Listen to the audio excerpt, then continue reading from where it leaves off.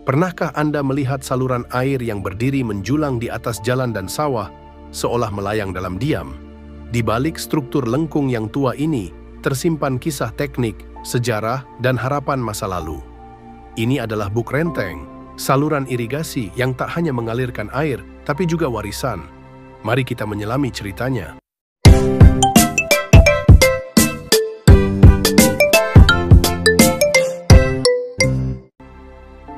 Di antara sawah hijau yang membentang di wilayah Tempel, Sleman, berdiri sebuah saluran air yang tampak aneh namun memukau. Namanya Buk Renteng, atau dikenal pula sebagai Selokan van der Wijk. Bangunan ini seperti jembatan air raksasa yang menyilang di atas tanah, berdiri tegak, seolah menolak dilupakan zaman. Tak seperti saluran irigasi biasa yang tersembunyi di bawah tanah atau sejajar permukaan, Buk Renteng menjulang gagah di atas jalan.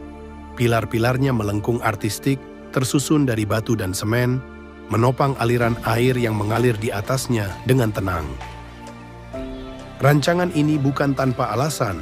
Buk Renteng dirancang agar air dapat dialirkan tanpa mengganggu jalur lalu lintas dan aktivitas warga.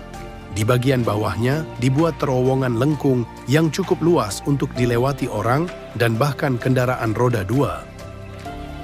Konon, saluran ini dibangun pada masa kolonial Belanda oleh van der Wijk, seorang insinyur yang memiliki visi kuat tentang pengairan dan kontrol air.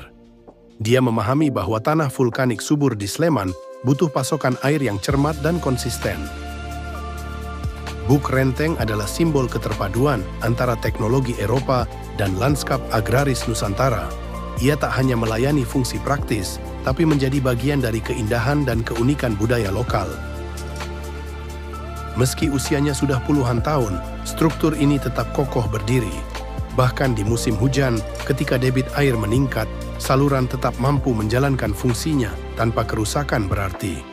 Ini adalah bukti kekuatan arsitektur masa lalu. Kini, Buk Renteng bukan hanya saluran air, ia menjadi spot wisata lokal yang menarik bagi pejalan, fotografer, hingga sejarawan.